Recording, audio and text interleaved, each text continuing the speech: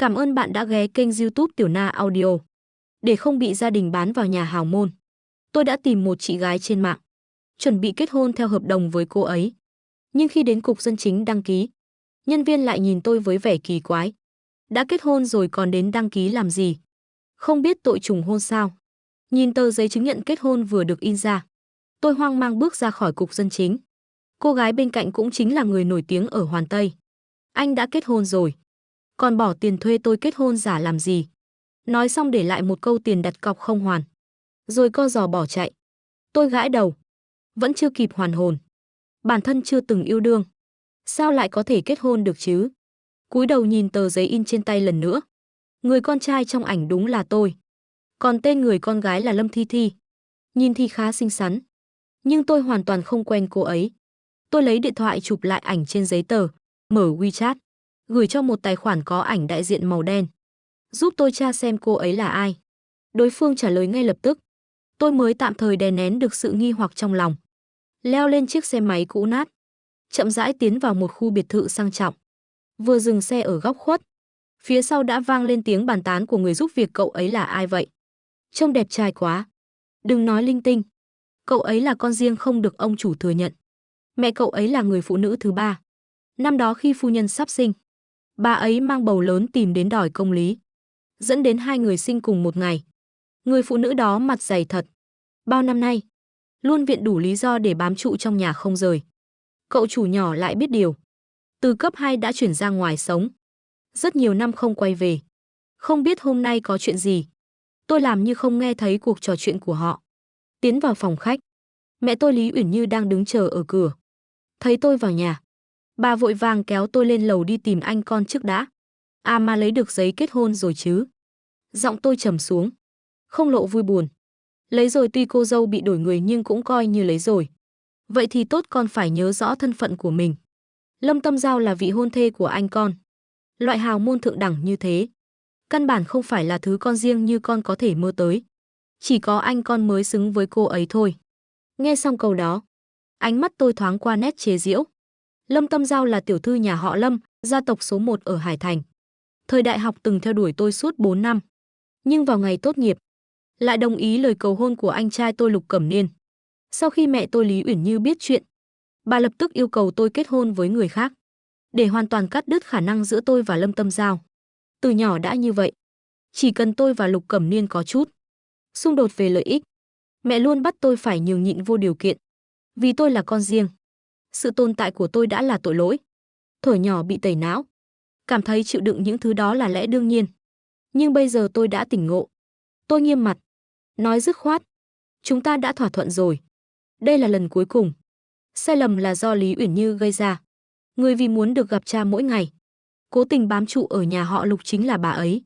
Người muốn lấy lòng Lục Cẩm Niên cũng là bà ấy. Tôi sẽ không dùng cuộc đời mình để trả giá thay bà. Lần này xem như trả hết ơn sinh thành. Kết thúc tại đây. Lý Uyển Như không kiên nhẫn đáp lại biết rồi. Trong lúc nói chuyện chúng tôi đã đến phòng của Lục Cẩm Niên. Lục Cẩm Niên thấy tôi đến liền chào hỏi thí nghiệm. Sao em lại đến đây? Tôi còn chưa kịp nói, Lý Uyển Như đã giành nói trước Cẩm Niên. Thí nghiệm hôm nay đi kết hôn rồi. Nghe xong Lục Cẩm Niên vô cùng bất ngờ. Nhanh vậy sao? Cô gái ấy là ai vậy? Có xinh hơn em dâu Tâm Giao không? Lý Uyển Như mỉa mai làm sao có thể. Cả Hải Thành này cũng không tìm được người nào có thân phận cao quý hơn tiểu thư Tâm Giao. Thí nghiệm thì có thể cưới được cô gái tốt đẹp nào chứ? Chắc là loại nhà nghèo nát bét. Không dám dẫn đến đây. Sợ bộ dạng nghèo rớt ấy bẩn mắt con. Lục Cẩm Niên nói với giọng đầy ghen tuông. Sao lại thế được? Em trai đẹp trai như vậy. Nếu không thì em dâu Tâm Giao đã không theo đuổi em suốt 4 năm. Đẹp trai thì có ích gì? Rề rách đi với tất rách. Thân phận như em ấy, không biết là tiểu thư nhà nào mù mắt mới chịu gả cho. Tiểu thư Tâm Giao chẳng qua chỉ xem em ấy như đồ chơi. Chơi đùa tùy tiện. Chỉ có Cẩm Niên con mới xứng với cô ấy. Tôi hơi cau mày. Người trong ảnh kia từ diện mạo đến khí chất, chẳng hề dính dáng gì đến loại nhà nghèo hèn không ra gì cả. Nhưng tôi cũng chẳng buồn phản bác mấy lời vô thưởng vô phạt ấy. Lúc này cha tôi Lục Văn Tông xuất hiện ở cửa. Ông cau mày, lại có một vị khách quý sắp tới. Sao các con còn lề mề vậy? Lục Cẩm Niên im lặng tỏ vẻ vô tội. Lý Uyển Như thì vừa khóc vừa kể chẳng phải do đứa con hoang này sao? Hôm nay lấy được giấy chứng nhận kết hôn, lại không thèm xem tôi, người làm mẹ, ra gì. Ánh mắt của cha tôi lập tức dồn hết lên tôi. Kết hôn rồi. Sao không nhờ nhà giới thiệu cho một người? Chứng nhận kết hôn đâu? Đưa cha xem thử. Đối mặt với sự quan tâm từ người cha xa lạ này, tôi khựng lại một chút. Lấy tờ giấy in trong bao lì xì ra. Nhưng liền bị Lý Uyển Như giật lấy. Đưa tôi xem. Cái loại vợ không ra gì của con rốt cuộc tên là gì? Lục Cẩm Niên tò mò hỏi ba. Ai sẽ đến vậy? Khiến ba căng thẳng thế. Lục Văn Tông vừa nghĩ đến người đó, liền cảm thấy rạng rỡ hẳn lên. Ông kích động thốt ra một cái tên Lâm Thi Thi. Tôi lập tức sững người, cái tên này nghe quen quá. Lục Cẩm Niên mơ hồ không hiểu Lâm Thi Thi là ai. Rất lợi hại sao? Tôi cũng tò mò lắng nghe. Bản thân tôi ở Hải Thành cũng xem như có chút quan hệ, nhưng chưa từng nghe đến cái tên Lâm Thi Thi. Cha tôi giải thích con không biết cũng bình thường. Người này rất thần bí. Ngay cả ba cũng chưa từng gặp. Cô ấy là dì út của Lâm Tâm Giao. Mới 28 tuổi. Đã trở thành người nắm quyền thực sự của nhà họ Lâm. Lý Uyển Như theo phản xạ kinh ngạc. Vậy chẳng phải cô ấy còn hợp với Cẩm Niên hơn cả tiểu thư Tâm Giao sao? Lục Văn Tông câu có nói bậy gì vậy? Tiểu thư Lâm đã kết hôn rồi. Tôi hơi nheo mắt. Nếu người trong giấy kết hôn thật sự là cô ấy, vậy thì có vẻ Lâm Thi Thi biết chuyện gì đang xảy ra. Lý Uyển Như hơi thất vọng, chồng cô ấy là ai vậy? Lại may mắn hơn cả Cẩm Niên. Ánh mắt tôi lập tức nhìn thẳng về phía Lục Văn Tông. Chỉ nghe ông nói không biết. Nghe nói cả cô ấy và chồng đều không thích xã giao. Lục Văn Tông nhíu mày trầm ngâm. Không biết hôm nay sao lại đến bất ngờ như vậy. Nhà họ Lâm là hào môn số 1 Hải Thành. Người nắm quyền lại càng thân phận cao quý. Còn nhà họ Lục chỉ thuộc dạng khá trong tầng trung. Cuộc hôn sự này vốn là Lục Cẩm Niên trèo cao với Lâm Tâm Giao. Chủ nhân gia tộc có thể đến dự hôn lễ đã là điều vinh hạnh. Không ngờ hôm nay lại đích thân đến tận nơi. Lý Uyển Như lại khẳng định chắc nịch. Nhất định là do Cẩm Niên quá xuất sắc, khiến nhà họ Lâm chú ý. Chiếc đồng hồ này của Cẩm Niên không đủ khí thế. Hôm nay có trưởng bối quan trọng đến nhà, phải chọn một chiếc trông khí chất hơn. Lý Uyển Như nhét tờ giấy in chưa kịp xem, trở lại tay tôi, vội vàng kéo Lục Cẩm Niên đi chọn đồng hồ khác. Tôi cười nhạt giễu cợt. Bộ dạng này còn sốt sáng hơn cả mẹ ruột. Lúc này quản gia lên lầu nhắc nhở, thưa ông, người nhà họ Lâm sắp đến rồi. Lục Văn Tông quay người xuống lầu. Lúc đi ngang qua tôi thì thuận miệng nói, con lâu rồi không về nhà, uống ly rượu mừng rồi hãy đi. Tôi khẽ gật đầu theo dòng chuyện, muốn ở lại xem thử Lâm Thi Thi rốt cuộc là ai. Trong phòng, Lý Uyển Như đã giúp Lục Cẩm Niên chọn một chiếc đồng hồ khác. Nhìn Lục Cẩm Niên trước mắt nhã nhặn lịch thiệp, Lý Uyển Như trong mắt tràn đầy niềm vui và thỏa mãn không che giấu. Hơn 20 năm trước, nếu không có sự xuất hiện của phu nhân Nam Tĩnh Thư, người kết hôn với Lục Văn Tông chính là Lý Uyển Như. Bà ta hận Nam Tĩnh Thư, nên cố tình gây chuyện để sinh cùng ngày với bà. Ở bệnh viện tráo đổi 2 đứa trẻ. Giờ đây con trai bà cuối cùng cũng sắp cưới vào nhà hào môn. Nam Tĩnh Thư còn sẽ chuẩn bị cho Lục Cẩm Niên một món quà cưới hậu hĩnh.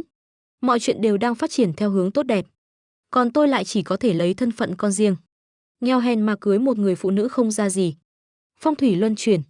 Lý Uyển Như cho rằng tất cả là do Nam Tĩnh Thư nợ bà ta.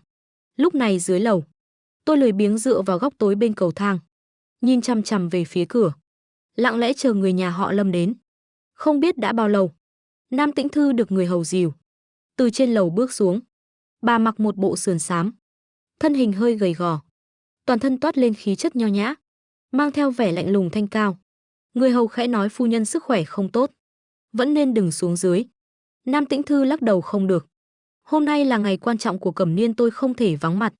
Tôi nhìn bóng lưng Nam Tĩnh Thư, ánh mắt đầy cảm xúc dịu dàng như ánh mặt trời. Nói ra thì buồn cười. Nam Tĩnh Thư, người lẽ ra có đủ lý do để hận tôi nhất, lại là người duy nhất trong nhà họ Lâm mang lại ấm áp cho tôi. Lý Uyển Như chẳng giống mẹ chút nào. Hồi nhỏ thường xuyên quên cho tôi ăn. Tôi lúc còn bé đói khát đến thê thảm, vừa biết đi đã phải ra thùng rác tìm đồ ăn. Có lần bị Nam Tĩnh Thư bắt gặp. Từ đó mỗi ngày đều đặt sẵn chút đồ ăn trong vườn cho tôi. Suốt 12 năm không gián đoạn. Nếu không nhờ lòng tốt của bà ấy, có lẽ tôi đã chết đói từ lâu rồi. Nhìn Nam Tĩnh Thư ngày càng xa, nghe tiếng ho của bà vang vọng lại, tôi nhíu mày lo lắng. Lúc này cửa chính bất ngờ vang lên động tĩnh. Người nhà họ Lâm đến rồi. Lục Văn Tông đích thân ra cửa đón Nam Tĩnh Thư. Sau vài câu khách sáo liền nhường lối. Một đoàn người uy nghi tiến vào nhà. Tôi lập tức nhìn thấy Lâm Thi Thi. Khuôn mặt thanh tú yêu kiều của cô khiến người ta say mê, đi đầu như ánh trăng giữa muôn sao. Khuôn mặt ấy so với ảnh còn sắc nét hơn. Từng cử chỉ đều toát lên vẻ quý phái. Có lẽ cảm nhận được ánh mắt của tôi, cô đột ngột nhìn về phía này. Trong khoảnh khắc bốn mắt giao nhau, ánh mắt cô sắc bén, khiến tôi tim đập loạn nhịp. Tôi còn muốn nhìn xem cảm xúc trong mắt cô là gì. Nhưng Lâm Thi Thi lại rời mắt sang chỗ khác, khiến tôi cảm thấy như trúng một chiêu hư không.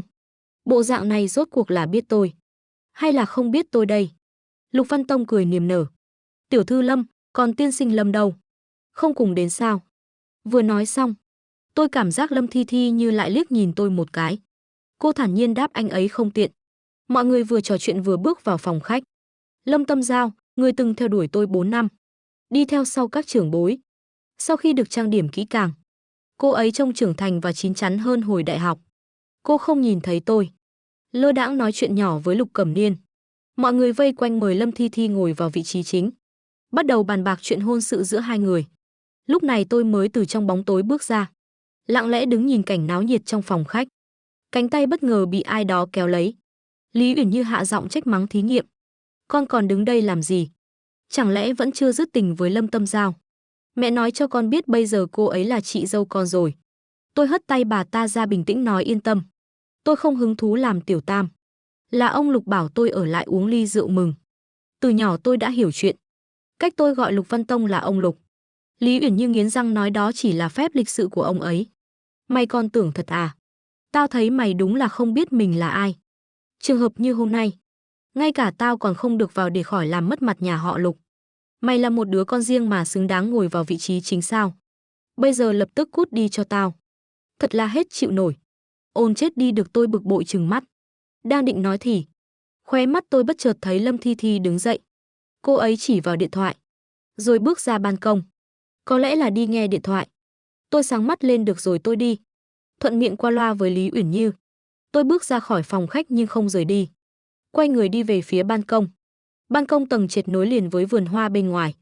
Tôi vừa đến gần, Lâm Thi Thi đang gọi điện, bỗng cúp máy với vẻ mặt lạnh lùng. Ánh mắt sắc lạnh nhìn thẳng vào tôi. Tôi khựng lại một giây đối mặt với ánh mắt nguy hiểm của cô ấy. Tôi bỗng nhếch môi, thử gọi một tiếng vợ yêu. Một cánh cửa kính ngăn cách sự náo nhiệt trong phòng khách. Tôi nhìn chằm chằm vào Lâm Thi Thi quan sát phản ứng của cô ấy. Nhưng thấy người phụ nữ kia khi nghe thấy cách gọi này, càng lạnh lùng hơn, không chút dao động cảm xúc. Quay người trở lại phòng khách. Tôi vội vàng bước lên chắn đường cô ấy. Lâm Thi Thi nhíu mày nói tránh ra. Giọng cô ấy lạnh lùng dễ nghe, ngữ điệu quý phái như có ma lực khiến người ta muốn nghe cô nói tiếp. Tôi nhận ra điều gì đó. Cô không nhận ra tôi sao? Sắc mặt Lâm Thi Thi lộ rõ vẻ khó chịu. Tôi cần phải nhận ra anh sao? Thưa anh, tôi đã kết hôn, mong anh tự trọng. Tôi hơi choáng váng. Người này rõ ràng không quen tôi, lại nói đã kết hôn. Chẳng lẽ là Sở Dân Chính ghi sai thông tin? Tôi tò mò hỏi vậy chồng cô là ai? Không liên quan đến anh. Lại là 4 chữ lạnh lẽo. Tôi lấy bản sao giấy chứng nhận kết hôn ra, đưa đến trước mặt cô ấy. Tiểu thư Lâm, người nữ trong tờ này là cô đúng không? Lâm Thi Thi nhìn tờ giấy in, ánh mắt rơi đúng vào tên tôi. Trên đài báo cô gọi là Tổng Giám đốc Lâm. Một bản sao chẳng đáng bao nhiêu. Làm giả thì cũng phải chuyên nghiệp một chút. Lâm Thi Thi không quay lại phòng khách, bước nhanh từ vườn hoa đi về bãi đỗ xe. Tôi đuổi theo định nói rõ mọi chuyện, nhưng bị hai vệ sĩ áo đen chặn lại. Tôi gọi với theo bóng lưng cô ấy, tiểu thư Lâm, giấy chứng nhận đó là thật. Nếu cô không tin có thể đến Sở Dân Chính tra. Lâm Thi Thi không dừng bước, lên xe rồi lập tức rời đi. Trợ lý riêng của cô ấy thì ở lại. Tôi quay lại phòng khách, gặp ngay Lục Cẩm Niên. Vừa hay anh ta thấy tôi đang dây dưa với Lâm Thi Thi, nhưng không nghe rõ chúng tôi nói gì. Thấy Lâm Thi Thi rời đi, tôi cũng lái xe điện đuổi theo. Lục Cẩm Niên lập tức hỏi tiểu thư Lâm sao lại đi rồi? Có ai đắc tội với cô ấy à? Trợ lý riêng mỉm cười nói Tổng Giám đốc Lâm có việc cần xử lý. Xin phép đi trước một bước. Phiền anh Lục báo lại với trưởng bối trong nhà. Ông chủ không để lại lời nhắn nhắc nhở cậu trai kia. Tức là không tính toán gì cả. Lục Cẩm Niên lập tức gật đầu. Lịch sự tiễn trợ lý ra về. Sau khi bàn định ngày cưới xong, người nhà họ Lâm ăn trưa xong thì cáo từ. Tiễn khách xong, Lục Văn Tông lo lắng chạy đến hỏi sao tiểu thư Lâm lại đi rồi. Chẳng lẽ nhà mình có gì tiếp đón không chu đáo? Lục Cẩm Niên, không ngờ hôm nay Lâm Tâm Giao lại hồn vía lên mây. Nhìn quanh như đang tìm ai đó. Nghĩ đến gương mặt tuấn tú của tôi, anh ta siết chặt nắm đấm. Ánh mắt lóe lên, ba ơi, con thấy thí nghiệm quấy rầy tiểu thư Lâm. Cô ấy tức giận bỏ đi. Con để lại lời. Nói rằng ba nên quản giáo tốt con trai trong nhà. Làm như vậy, liệu nhà họ Lâm có nghĩ nhà mình giáo dục không tốt không? Sắc mặt Lục Văn Tông lập tức sầm xuống. Bên kia tôi vừa lái xe điện rời khỏi khu biệt thự, thì đã để mất dấu người. Đang bực bội thì điện thoại reo lên. Tôi bắt máy, đầu dây bên kia là giọng một thanh niên. Là người của tôi, ký danh, lão đại, gần đây có rất nhiều người đang điều tra xem Lục tiến sĩ là ai. Tôi nhướng mày, không lộ thân phận đấy chứ? Dĩ nhiên rồi. Dù sao cũng chẳng ai nghĩ. Người đã phá giải được vấn đề nhiên liệu dầu sinh học. Lại chỉ là một thanh niên mới tốt nghiệp đại học. Trông còn vô hại. Còn gì nữa không? Tôi cắt ngang lời làm nhảm của cậu ta. Phải rồi, tra được thông tin của Lâm Thi Thi rồi. Cô ấy là nhị tiểu thư nhà họ Lâm. Nghe nói thủ đoạn rất độc. Máu lạnh vô tình. Nên từ nhỏ đã bị đưa ra nước ngoài.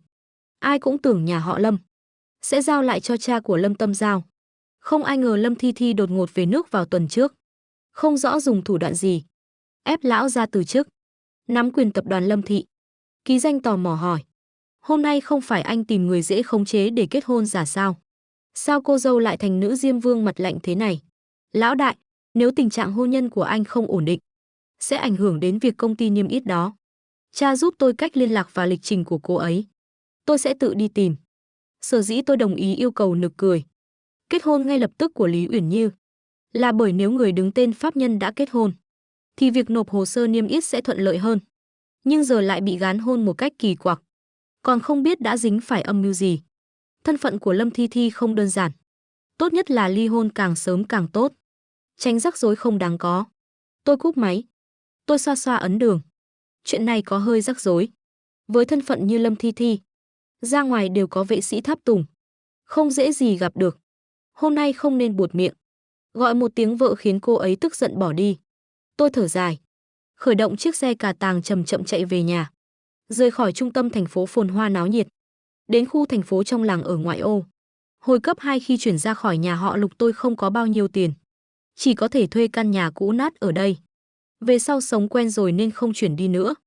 Rẽ vào một ngõ chuẩn bị về đến nhà thì bỗng có một bà lão 80-90 tuổi lao ra từ ven đường. Tôi lập tức phanh gấp, suýt nữa thì đâm trúng. Tôi nhìn bà lão, ban đầu tưởng là giả vờ bị xe đụng, nhưng nhanh chóng nhận ra có gì đó không đúng. Dù bà cụ gầy gò nhỏ bé, nhưng ăn mặc chỉnh tề, không giống người bình thường. Trên cổ bà đeo một tấm thẻ, trên đó ghi số điện thoại liên hệ.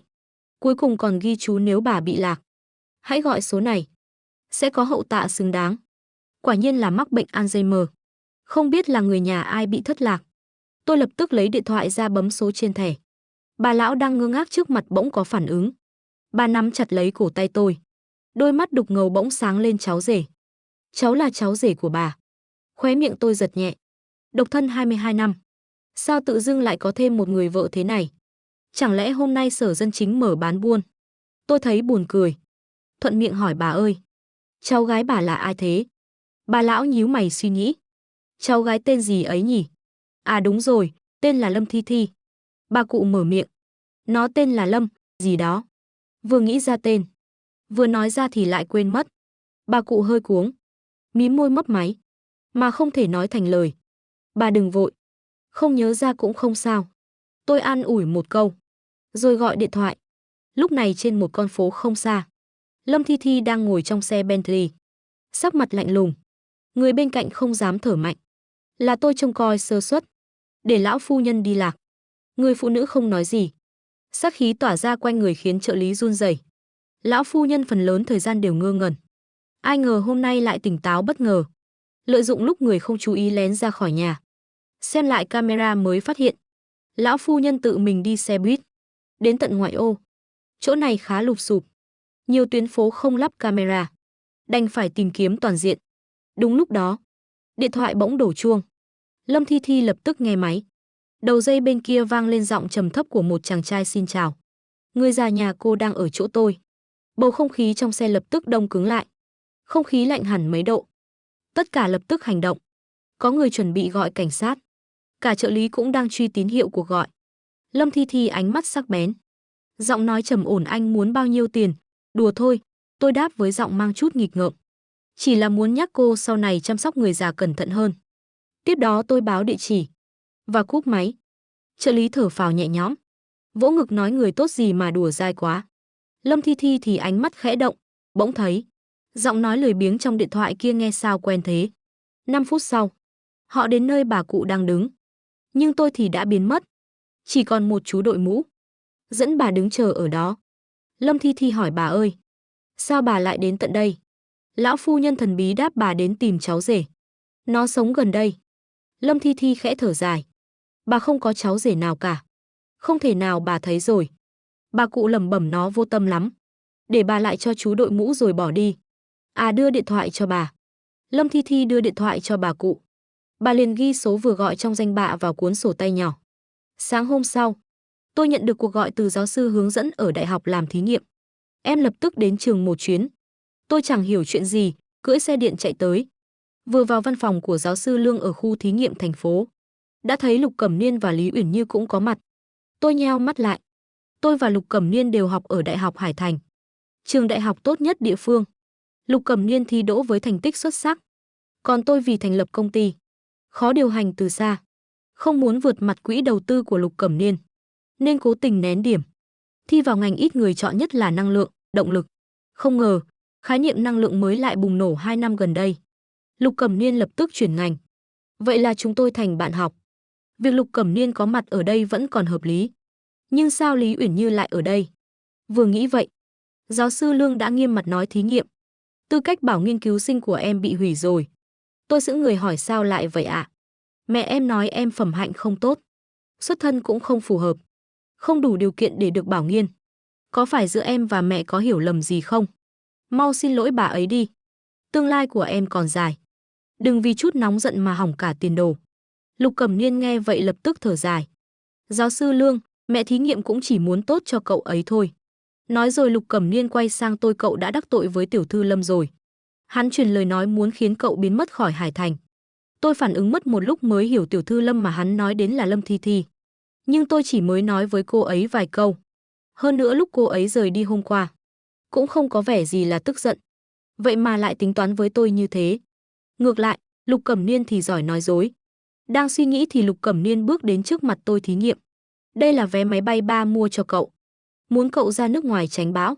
Nếu không thì nhà họ Lục cũng không bảo vệ nổi cậu. Ánh mắt tôi thoáng hiện vẻ châm biếm. Nghe thì hay lắm. Gọi là tránh bão. Thực chất nhà họ Lục chỉ sợ bị tôi liên lụy thôi. Tôi liếc qua điểm đến trên vé máy bay. Là quốc gia xa hoa hạ nhất. Họ sợ tôi quay lại đến mức nào cơ chứ? Tôi đẩy vé máy bay trả lại. Lạnh nhạt nói không cần. Không chỉ có vé. Lục Cẩm Niên lại lấy ra một thẻ ngân hàng. Tỏ vẻ chân thành nói. Cậu sợ ra nước ngoài sống không nổi sao? Ở đây có 5 vạn tệ. Là tiền sinh hoạt tôi riêng tặng cậu. Hiện tại tôi chỉ có ngần này tiết kiệm. Cậu dùng tạm trước. Về sau có tiền tiêu vặt sẽ gửi thêm cho cậu. Đường đường là đại thiếu gia nhà họ Lục mà chỉ có 5 vạn tệ. Tôi thấy nực cười. Lý Uyển Như thì giật lấy thẻ ngân hàng trong tay tôi. Cẩm Niên, con làm gì vậy? Nhà họ Lục chịu bỏ tiền mua vé máy bay cho nó. Là đã nhân từ lắm rồi. Lý Uyển Như nhìn tôi. Ra lệnh, cậu lập tức thu dọn đồ đạc ra nước ngoài. Tôi đã giúp cậu làm xong thủ tục thôi học. Dựa vào đâu mà bà quyết định thay tôi? Dựa vào việc tôi là mẹ cậu. Huống hồ với thành tích học tập của cậu như vậy. Học cao học chỉ tổ tốn thời gian. Tốt nghiệp còn khó nữa là. Chi bằng ra ngoài đi làm kiếm tiền sớm còn hơn. Giáo sư Lương lập tức phản bác. Mẹ thí nghiệm chị hiểu lầm rồi. Bạn Lục thí nghiệm trong thời gian học. Các môn chuyên ngành đều rất vững. Lời còn chưa nói xong. Đã bị Lý Uyển Như cắt ngang giáo sư. Ông không cần bênh nó. Tôi là mẹ, tôi không hiểu nó chắc. Nó học cao học chẳng phải vì Cẩm Niên cũng học sao. Không biết soi gương mà nhìn mình đi. Xem mình là cái thá gì. Có tư cách gì so với Cẩm Niên. Lời lẽ thô tục khiến giáo sư Lương nghẹn lời. Sau đó kinh ngạc nhìn sang Lục Cẩm Niên, cậu cũng học cao học à? Tôi nhớ cậu không được bảo lưu. Cũng không thi tuyển cao học. Lục Cẩm Niên mỉm cười nhẹ. Khiêm tốn nói tôi đi theo diện đặc cách. Nếu có giáo sư đặc biệt xem trọng học sinh nào, thì có thể nhận riêng một suất đặc biệt. Điều kiện là phải là giáo sư danh tiếng. Giáo sư Lương hiểu ra. Liền hỏi vậy giáo sư đặc cách nhận cậu là ai? Lục Cẩm Niên tỏ vẻ khiêm nhường là tiến sĩ Lục. Ông ấy đã nghiên cứu thành công nhiên liệu sinh học sạch. Được cấp bằng sáng chế. Và được phong học vị tiến sĩ. Nghe đến đây, Tôi suýt bật cười. Anh nói ai là tiến sĩ Lục? Giáo sư Lương cũng kinh ngạc, anh quen tiến sĩ Lục sao? Lục Cẩm Niên mỉm cười. Cũng là duyên phận thôi. Mẹ tôi từng tài trợ cho tiến sĩ Lục đi học. Sau khi thành công, ông ấy đến tìm gia đình tôi. Nói mẹ tôi là ân nhân cứu mạng. Những năm qua ông ấy luôn hỗ trợ kỹ thuật cho công ty nhà tôi. Chắc chắn sẽ không từ chối bất kỳ yêu cầu nào của tôi. Tôi nhướng mày. Hồi nhỏ ở nhà họ Lục, nhờ Nam Tĩnh Thư chăm sóc tôi mới sống được đến bây giờ. Sau này có năng lực, tôi mới liên lạc với Nam Tĩnh Thư lấy danh nghĩa tiến sĩ Lục, để có lý do báo đáp ơn nuôi dưỡng của bà. Những năm qua, công ty dưới danh nghĩa bà có vấn đề kỹ thuật gì, tôi đều giúp đỡ miễn phí. Từ khi nào mà tôi lại trở thành người nghe lời Lục Cẩm Niên? Thật đúng là thêu dệt quá đà. Giáo sư Lương lại tưởng thật. Tiến sĩ Lục hiện tại đang giảng dạy ở trường nào? Lục Cẩm Niên trả lời. Tôi đã đồng ý với hiệu trưởng. Sẽ mời tiến sĩ Lục đến giảng dạy tại trường chúng ta. Tốt quá rồi, giáo sư Lương phấn khởi. Nhìn sang tôi, thí nghiệm. Hướng nghiên cứu của em và tiến sĩ Lục giống nhau. Đến lúc đó tôi sẽ giới thiệu em cho ông ấy. Nếu tiến sĩ Lục chịu giúp em nói đỡ một tiếng, có lẽ cơ hội bảo lưu vẫn còn. Lục Cẩm Niên làm ra vẻ lo lắng. Giáo sư Lương như vậy có ổn không? Nhà họ Lâm là nhà giàu nhất Hải Thành. Hàng năm đều cấp kinh phí nghiên cứu cho trường mình. Giáo sư Lương không để tâm. Tiến sĩ Lục bây giờ rất nổi tiếng. Tôi nghe nói đại học hớt đốn ở nước ngoài. Cả đại học Oxford cũng gửi lời mời. Nhiều doanh nghiệp đều muốn đầu tư cho ông ấy. Nếu tiến sĩ Lục chịu ra mặt, nhà trường chắc chắn sẽ chọn ông ấy. Lục Cẩm Niên giả vờ thở dài. Nhưng tiến sĩ Lục nể mặt mẹ tôi. Nếu là tôi, ông ấy chắc chắn sẽ hết lòng giúp đỡ. Nhưng thí nghiệm là con riêng của ba tôi, đối lập với mẹ tôi. Thí nghiệm, hay để tôi thay cậu hỏi giúp tiến sĩ Lục nhé. Tôi lạnh nhạt đáp lại hai chữ. Không cần. Giờ phút này Lục Cẩm Niên chẳng khác gì một tên hề nhảy nhót. Tôi khẽ nhếch môi. Trực tiếp nói với giáo sư Lương, giáo sư. Không cần phiền thầy nữa, thầy biết mà. Tôi vốn dĩ không muốn học cao học. Giáo sư Lương ngẩn người. Trên mặt đầy vẻ tiếc nuối. Là thầy phát hiện ra tôi có thiên phú trong chuyên ngành, nên mới kiên quyết đề xuất cho tôi bảo lưu. Không ngờ mọi chuyện lại thành ra thế này. Vậy để tôi viết thư giới thiệu việc làm cho em. Lý Uyển Như bĩu môi khỏi tốn công. Đắc tội với tiểu thư Lâm rồi. Còn muốn tìm việc ở Hải Thành sao? Nằm mơ đi, giáo sư Lương nhíu mày. Tôi không tin thật sự có người có thể một tay che trời ở Hải Thành. Nếu thực sự không tìm được việc, về đây làm trợ giảng cho tôi. Tôi nhất định sẽ dạy dỗ em thật tốt. Tôi cảm thấy một dòng ấm áp dâng trào trong lòng. Giải thích, thưa giáo sư. Giữa tôi và tiểu thư Lâm chỉ là hiểu lầm nhỏ. Chỉ cần làm rõ là được. Thầy không cần lo. Giáo sư Lương thở dài, nếu làm rõ được thì hãy quay lại. Làm học trò của tôi tiếp. Tôi nhìn thấy kỳ vọng trong mắt thầy. Giọng trầm xuống, được. Tôi sẽ quay lại. Về làm giảng viên ở Đại học Hải Thành cũng không tệ. Lục Cẩm Niên lại siết chặt ngón tay. Hắn không hiểu. Rõ ràng hắn mới là học sinh ưu tú. Vì sao giáo sư Lương lại coi trọng tôi, người có thành tích bình thường? Nghĩ vậy hắn càng thấy bực tức. Lại dựa vào Lý Uyển Như. Đột nhiên lên tiếng, thí nghiệm. Chẳng lẽ cậu còn muốn tiếp tục dây dưa với tiểu thư Lâm sao? Cô ấy đã kết hôn rồi. Cậu như vậy thật sự không đúng. Lý Uyển Như bỗng nhiên lửa giận bùng lên. Bốp một tiếng. Tiếng tát vang dội khắp văn phòng. Tôi cảm thấy má bỏng rát. Không thể tin được nhìn Lý Uyển Như. Không ngờ bà ta lại dám ra tay trước mặt giáo sư Lương. Lý Uyển Như không hề có chút xấu hổ. Chỉ tay vào mặt tôi mắng, thằng nhãi kia. Mấy năm không gặp. Tao thấy mày quên mất quy tắc trong nhà rồi. Mau xin lỗi anh mày. Hứa rằng sẽ không bao giờ tiếp xúc với người nhà họ Lâm nữa. Ánh mắt tôi dần lạnh lẽo. Chỉ còn lại vẻ sắc bén. Xem ra lời tôi nói hôm đó là lần cuối. Bà ta căn bản không để vào tai. Vẫn coi tôi là đứa con ngoan dễ bắt nạt. Lấy Lục Cẩm Niên làm trung tâm mà sống. Đã không thể nói lý, thì đừng trách tôi không khách khí. Lục Cẩm Niên đứng bên cạnh nhìn. Trong lòng nổi lên niềm đắc ý. Tôi chậm rãi bước đến trước mặt hắn. Lục Cẩm Niên cứ tưởng tôi sắp xin lỗi. Khóe môi không kìm được cong lên. Nhưng ngay giây sau tôi bất ngờ giơ tay. Tát mạnh hai cái liên tiếp vào mặt hắn. Bốp bốp, Lục Cẩm Niên choáng váng. Tạm thời bị đánh ngẩn người. Lý Uyển Như hét lên, lao tới Lục thí nghiệm. Mày dám làm vậy sao? Tôi không quay đầu lại. Ánh mắt u ám. Toàn thân giống như quỷ dữ từ địa ngục bò lên. Tôi tỏa ra sát khí lạnh lẽo như muốn giết người. Lý Uyển Như bị tôi dọa cho chết đứng. Đứng im tại chỗ run rẩy, mày định làm gì? Thằng bất hiếu, tao là mẹ mày đấy. Đã nói mẹ bất xứng, thì đừng trách con bất hiếu. Giọng tôi lạnh như băng từng chữ từng câu. Đừng chỉ tay vào cuộc sống của tôi nữa. Nếu bà dám làm gì tôi thêm lần nữa, tôi sẽ trả lại gấp đôi lên người Lục Cẩm Niên. Nói xong tôi thu lại ánh mắt, cúi đầu thật sâu với giáo sư Lương. Cảm ơn thầy đã chăm sóc suốt 4 năm qua. Tôi sẽ quay lại.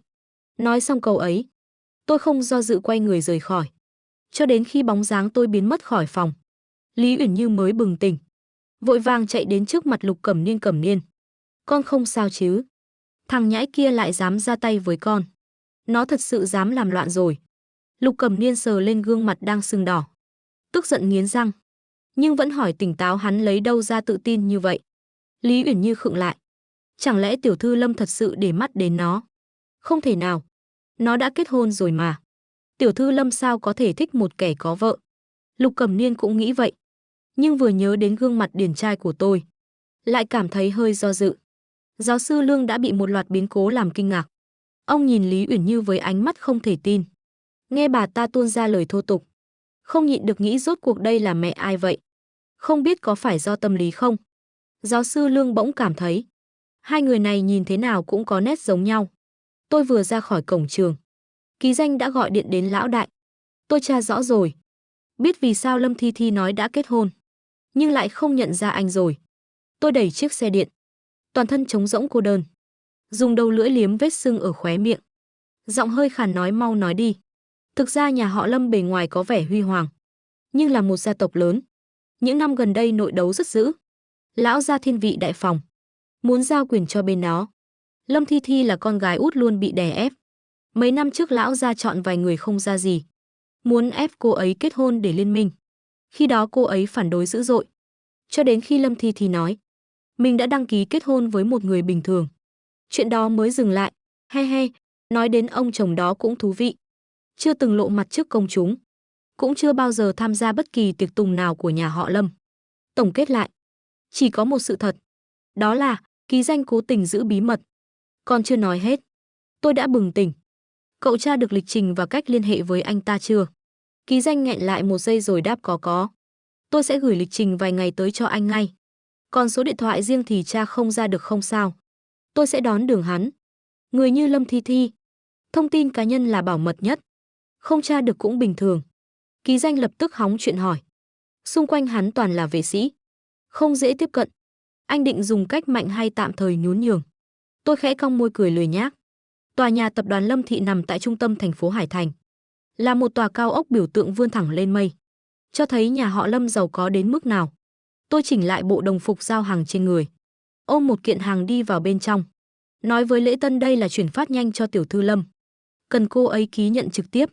Sau khi Lễ Tân gọi cho phòng thư ký, tôi mới được phép lên lầu. Tôi bước vào thang máy riêng, đi thẳng lên tầng cao nhất, tầng 88. Ra khỏi thang máy, dưới sự dẫn dắt của thư ký, tôi thuận lợi đến văn phòng tổng giám đốc, gõ cửa. Bên trong vang lên một giọng nữ dễ nghe, vào đi. Tôi thở phào nhẹ nhõm. Tưởng chừng sắp gặp được Lâm Thi Thi, thì một bóng người cao lớn bỗng chắn trước mặt tôi. Trợ lý Dạ Dạ cau có đánh giá tôi. Lục tiên sinh sao lại là anh? Dạ Dạ sắc mặt rất khó coi, vẫy tay gọi hai vệ sĩ. Sao lại thế này? Không có thẻ thân phận mà cũng vào đây được sao? Ngay cả chó cũng có thể lên tầng cao à? Các người mau đuổi hắn ra ngoài. Tôi không biến sắc, bình tĩnh nói anh có ý gì? Tập đoàn Lâm Thị coi thường nghề giao hàng bọn tôi sao? Dạ Dạ cười lạnh. Anh đúng là biết đổi trắng thay đen. Chúng tôi tôn trọng mọi nghề nghiệp. Nhưng anh là người giao hàng thật sao? Tôi bình tĩnh đáp lại. Tôi chính là. Anh tưởng tôi tin mấy lời vớ vẩn đó à? Nếu là giao hàng thật, có thẻ công tác không? Dạ Dạ vừa dứt lời, một tấm thẻ công tác liền đưa đến trước mặt hắn. Tôi nửa cười nửa không. Đúng là có thật đấy. Dạ Dạ hơi sượng mặt, lập tức mỉa mai. Không lẽ là mới đăng ký hôm nay à? Tôi mở thẻ công tác ra, trên đó ghi rõ ngày đăng ký. Dạ Dạ trố mắt. 8 năm trước, anh thật sự là nhân viên giao hàng. Làm thêm để tự lo học phí thì sao chứ? Tôi cười lười nhác, quay sang bên trong nói. Tiểu thư Lâm, giờ cô có thể phối hợp với công việc của tôi rồi chứ? Trong phòng vang lên giọng lạnh lùng. Để anh ta vào. Tôi liếc Dạ Dạ đầy khiêu khích. Thấy hắn tức đến phát điên, tôi mới vòng qua hắn bước vào. Lâm Thi Thi đang làm việc, ký xong tài liệu trên tay. Cô ấy mới ngẩng đầu lên, đôi mắt không hiện rõ cảm xúc. Tôi chỉ vào phiếu giao hàng nói, tiểu thư Lâm, ký vào chỗ này. Lâm Thi Thi nhẹ một tiếng. Khóe môi tôi dừng lại một chút. Cô cầm bút ký tên. Lúc này tôi đột nhiên lên tiếng. Câu nói khiến người ta sững sờ. Tiểu thư Lâm, thật ra cô chưa từng kết hôn đúng không? Ngòi bút của cô dừng lại. Ngước mắt nhìn tôi. Ánh mắt sắc bén khiến tôi cảm nhận được áp lực vô hình. Tôi biết mình đoán đúng rồi. Đăng ký kết hôn tại Sở Dân Chính. Cần tự tay điền thông tin cá nhân. Không thể xảy ra sai sót. Lâm Thi Thi tuy nói với bên ngoài là đã kết hôn, nhưng cô ấy hoàn toàn không nhận ra tôi. Sau khi ký danh điều tra, sự thật chỉ có một khả năng. Lâm Thi Thi để đối phó việc bị gia đình ép cưới, đã bịa ra một người chồng không có thật. Thực ra cô ấy chưa từng đến Sở Dân Chính đăng ký. Vì vậy cô ấy không hề biết mình đã có hôn thú. Tôi nghiêm túc nói, tiểu thư Lâm, tôi biết lời tôi nói có vẻ kỳ lạ, nhưng chúng ta thật sự đã kết hôn rồi. Lâm Thi Thi từ từ ngồi thẳng lại. Gương mặt thoáng hiện ý cười giễu. Lục tiên sinh khỏi tốn công. Cho dù tôi chưa kết hôn, cũng không thể vì muốn làm nhục Lâm Tâm Giao mà gả cho anh. Tôi khựng người. Hóa ra cô ấy biết chuyện giữa tôi và Lâm Tâm Giao. Cho rằng tôi tìm cô ấy là vì báo thù, nên mới không tin lời tôi. Tôi giải thích, tôi tìm cô không phải vì Lâm Tâm Giao, mà là muốn ly hôn với cô. Tôi không quan tâm đến tình cảm của các người. Lâm Thi Thi cắt ngang lời tôi. Nhanh chóng ký xong phiếu giao hàng. Đưa trả tôi nói, đừng làm phiền tôi nữa. Nếu không đừng trách tôi không khách khí. Tôi cũng bắt đầu bực. Cô chẳng phải đã không khách khí với tôi rồi sao? Còn công khai tuyên bố muốn tôi biến khỏi Hải Thành. Lâm Thi Thi cau mày. Tôi khi nào? Chưa nói hết câu. Chuông điện thoại bỗng vang lên. Là nhạc chuông riêng của bà nội cô. Cô lập tức nghe máy. Đầu dây bên kia là tiếng của nhân viên chăm sóc, tiểu thư Lâm. Lão phu nhân lại mất tích rồi. Lâm Thi Thi lập tức đứng bật dậy. Lo lắng bước nhanh ra ngoài. Tôi định đuổi theo giải thích rõ, nhưng lại bị Dạ Dạ chặn lại. Lục tiên sinh, tôi khuyên anh nên dừng ở đây. Tôi thở dài bất lực. Bị mời ra khỏi tập đoàn Lâm Thị. Thế là tôi chậm rãi quay về nhà. Vừa về đến trước cửa, bỗng quay đầu lại, thì thấy bà lão lần trước tôi gặp, đang lén lút, rón rén theo sau tôi. Tôi định mở miệng, nhưng bà cụ đã chụp lấy cổ tay tôi. Cháu rể, đừng hòng bỏ rơi bà lần nữa. Bất đắc dĩ, tôi đành phải đưa bà cụ vào nhà. Tôi nhìn bà cụ ngồi bên bàn ăn, uống liền 3 cốc nước. Nghiêm túc nói, cháu thật sự không phải cháu rể của bà đâu. Nhưng bà cụ rất cố chấp. Vừa ôm ly nước vừa uống thêm một cốc. Tôi biết không thể nói lý được. Đành lấy điện thoại gọi lại số lần trước. Vừa đổ chuông đã có người bắt máy. Alo, tôi mơ hồ nhận ra giọng nữ quen quen. Định nói gì đó, thì bà cụ bỗng giật lấy điện thoại. Lúc này, Lâm Thi Thi đang dẫn người tìm kiếm quanh khu vực. Bề ngoài cô vẫn giữ bình tĩnh, nhưng trong lòng thì vô cùng lo lắng. Bà nội không chỉ bị Alzheimer, mà còn đã 87 tuổi. Các cơ quan trong cơ thể đều đã suy yếu. Bất cứ lúc nào cũng có thể nguy hiểm đến tính mạng. Vừa nghe điện thoại reo, cô lập tức bắt máy. Và liền nghe thấy tiếng bà nội khỏe khoắn vang lên. Con nhóc thối, đừng đến đón bà. Bà đang ở với cháu rể đây. Lâm Thi Thi chợt bừng tỉnh. Số điện thoại là của cậu con trai lần trước. Vậy nên bây giờ bà lại ở với cậu ta. Lâm Thi Thi sa sầm mặt hỏi bà ơi, bà đang ở đâu? Không nói cho con biết. Con không được đến tìm bà. Cũng không được phái người đi dò. Lâm Thi Thi nhíu mày. Che điện thoại lại. Hỏi nhỏ bác sĩ chủ trị về tình hình của bà. Có thể cưỡng chế đưa về không? Bác sĩ lắc đầu. Nhỏ giọng đáp không được kích thích cụ lúc này. Tốt nhất nên chiều theo ý cụ. Lần trước cậu thanh niên đó cũng không giống người xấu. Lâm Thi Thi siết chặt cằm. Lại nói vào điện thoại bà ơi, con phải mang thuốc cho bà. Không cần đâu. Bà mang theo rồi. Cứ yên tâm đi. Ngoan ngoãn đợi bà dẫn cháu rể về nhà. Nói xong bà cụ cúp máy luôn. Bà trả điện thoại lại cho tôi cháu rể, xử lý xong rồi. Tôi cạn lời. Kiểu người thân gì mà vô trách nhiệm đến mức này. Cứ thế giao cả bà cụ cho người xa lạ. Tôi định gọi lại, thì WeChat vang lên tiếng thông báo. Có người dùng số điện thoại gửi lời mời kết bạn. Tin nhắn để lại là cháu gái của bà. Tôi chấp nhận lời mời. Ghi chú là cháu gái. Cháu gái nhanh chóng gửi tin nhắn. Phiền anh chăm sóc bà tôi một thời gian. Gần đây sức khỏe bà yếu. Không được kích động. Tôi khẽ cười.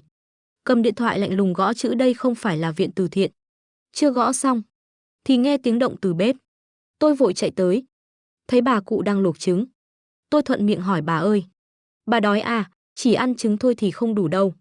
Bà cụ quay đầu lại. Khuôn mặt đầy nếp nhăn nở nụ cười hiền hòa. Đắp trứng lên mặt con sẽ giảm sưng. Tôi sững lại. Có lẽ ngay cả bản thân tôi cũng không nhận ra. Dù bề ngoài tỏ ra không để ý chuyện bị Lý Uyển Như tát hôm nay, nhưng trong lòng vẫn luôn có lớp màn mờ cách biệt với thế giới. Giờ đây, lời nói của bà cụ khiến lớp lạnh lùng ấy tan đi đôi chút. Trong nhà cũng ấm áp hơn. Tôi theo bản năng nhìn lại điện thoại thì thấy giao diện trò chuyện chuyển sang màu cam. Bạn nhận được một khoản chuyển khoản. Cháu gái gửi cho bạn 300.000 tệ. Đây là sinh hoạt phí một tuần. Nếu không đủ thì nói với tôi. Tôi nhìn màn hình nhập văn bản. Từng chữ vừa gõ liền bị tôi xóa sạch. Soạn lại tin nhắn. Được thôi, tôi không hiểu vì sao mình lại lo chuyện bao đồng như vậy. Chắc là vì số tiền kia quá lớn. Cùng lúc đó, hai bên má Lục Cẩm Niên sưng tấy đỏ ao. Lý Uyển Như vô cùng đau lòng Cẩm Niên. Thằng nhóc thối kia. Chắc chắn là vì ghen tị con cưới được Tâm Giao. Nên mới đánh con. Con đừng buồn. Đợi ba con về. Bảo ông ấy dạy dỗ thằng nhãi đó một trận. Lúc này Nam Tĩnh Thư lê thân bệnh từ trên lầu xuống. Giọng tuy yếu nhưng kiên định thí nghiệm không phải loại người đó. Chắc chắn là do các người chọc giận nó trước. Lục Cẩm Niên siết chặt tay. Cúi đầu đầy ấm ức là lỗi của con. Con không nên cầu hôn chị Tâm Giao. Nó thích chị ấy như vậy. Chắc là vì chuyện này nên mới đến làm phiền cô Thi Thi. Nam Tĩnh Thư sắc mặt tái nhợt. Toàn thân toát lên vẻ bệnh tật không đâu. Thí nghiệm từ nhỏ đã biết lễ nghĩa. Không thì cũng không cố chấp chuyển ra ngoài sống. Lý Uyển Như đầy hận ý. Chắc chắn là ra ngoài mấy năm bị người ta dạy hư rồi. Tâm hắn đen như than. Hôm nay không chỉ ra tay với Cẩm Niên, còn dám đánh cả mẹ ruột. Nam Tĩnh Thư vẫn không tin. Lục Cẩm Niên ánh mắt lóe lên. Bỗng nói mẹ à, chúng ta những năm qua đối xử với nó quá lạnh nhạt. Lời này khiến Lý Uyển Như bừng tỉnh. Không phải vì nó không về nhà sao? Phu nhân, bà đối xử với nó tốt thế, mà nó cũng không thèm về thăm. Đúng là đồ vong ân phụ nghĩa. Trong xương tủy nó chính là kẻ máu lạnh. Nam Tĩnh Thư thoáng sững lại. Nó đối với tôi chưa từng có định kiến. Chính tay tôi nuôi nó khôn lớn. Cũng từng có tình cảm. Năm đó lúc tôi rời đi còn dặn. Có thời gian nhớ về nhà thăm tôi. Vậy mà bao nhiêu năm rồi, nó chưa từng trở lại. Lục Cẩm Niên thấy bà dao động. Liên hài lòng. Lập tức đổi chủ đề mẹ. Mẹ có thể mời tiến sĩ Lục về giảng dạy ở Đại học Hải Thành không? Nam Tĩnh Thư lập tức từ chối dứt khoát. Cẩm Niên, làm người không được vong ân bội nghĩa. Tiến sĩ Lục đã giúp đỡ công ty nhà ta quá nhiều rồi. Lục Cẩm Niên không lấy gì làm lạ trước lời bà. Cười nói mẹ, con không có ý đó. Đại học Hải Thành là trường tốt nhất nơi ta ở. Biết đâu tiến sĩ Lục cũng muốn tới. Chúng ta có thể làm cầu nối cho ông ấy với nhà trường. Cũng xem như đền đáp ông ấy vì đã giúp đỡ bao năm. Nam Tĩnh Thư thấy cũng có lý. Lấy điện thoại ra mở WeChat để mẹ hỏi thử ông ấy. Tiến sĩ Lục đã giúp đỡ nhà mình nhiều năm. Ân tình cũng trả xong rồi. Nhà ta nên mở tiệc chiêu đãi một phen. Lúc đó con hỏi thẳng ông ấy chẳng phải tốt hơn sao? Lục Cẩm Niên định đợi tiến sĩ Lục đến rồi mới đề nghị. Muốn làm nghiên cứu sinh của ông ấy, chắc chắn sẽ không bị từ chối. Nam Tĩnh Thư bị thuyết phục. Bà nhắn cho tiến sĩ Lục trên WeChat, Tiểu Lục, có thời gian thì về nhà chơi một chuyến nhé. Còn tôi, khi nhìn thấy tin nhắn ấy, lòng lập tức căng thẳng. Nam Tĩnh Thư sao lại đột nhiên muốn gặp tôi? Chẳng lẽ sức khỏe của bà không ổn? Nghĩ đến tiếng ho của Nam Tĩnh Thư, tôi đứng dậy đi ra ngoài. Nếu rảnh thì tôi sẽ qua bây giờ. Tôi siết chặt cằm, trong lòng vô cùng lo lắng. Tôi vừa định ra cửa, thì Nam Tĩnh Thư mới nhắn lại trên WeChat, không cần. Thứ bảy rảnh không? Tôi muốn mời con ăn một bữa cơm. Lúc này tôi mới hiểu là mình quá lo lắng rồi. Đến nhà họ Lục ăn cơm. Khóe môi tôi hiện lên một nụ cười cay đắng. 10 năm trước khi dọn ra khỏi nhà, tôi từng quay về vào cuối tuần đầu tiên. Bước vào sân, qua ô cửa kính, tôi thấy ba người họ đang nói cười vui vẻ. Trên mặt Nam Tĩnh Thư là nụ cười rạng rỡ, mà tôi chưa từng thấy. Lý Uyển Như nói, thấy chưa? Không có mày. Họ mới là một gia đình thực sự. Nếu mày thật sự vì bà ấy tốt, thì từ nay đừng đến quấy rầy nữa. Cuối cùng tôi lặng lẽ rời đi. Mỗi năm chỉ vào sinh nhật của Nam Tĩnh Thư, mua một món quà nhỏ đặt trước cửa nhà. Bao nhiêu năm đã trôi qua, có lẽ cũng nên gặp một lần rồi. Tôi nhắn lại, lẽ ra phải là con mời bác. Hẹn gặp lúc 6 giờ tối thứ bảy, không gặp không về. Tôi gửi vị trí nhà hàng. Đến nhà họ Lục lại dễ gây thêm mâu thuẫn không cần thiết. Chi bằng hẹn bên ngoài. Nói chuyện yên tĩnh với Nam Tĩnh Thư. Cũng tiện kiểm tra sức khỏe bà. Tôi rời khỏi khu chat với Nam Tĩnh Thư. Phát hiện cháu gái bà gửi vài tin nhắn. Lão phu nhân càng lớn tuổi càng như trẻ con. Tính khí gấp gáp. Phải vững lòng. Lão phu nhân có chứng mất ngủ. Ban đêm ngủ không ngon, thuốc màu xanh nước biển mỗi ngày 2 viên. Sáng và tối mỗi lần 1 viên. Liên tiếp 5 lời dặn dò. Tin nhắn cuối cùng là: trên đây là chỉ dẫn từ bác sĩ gia đình. Phiền anh giúp đỡ.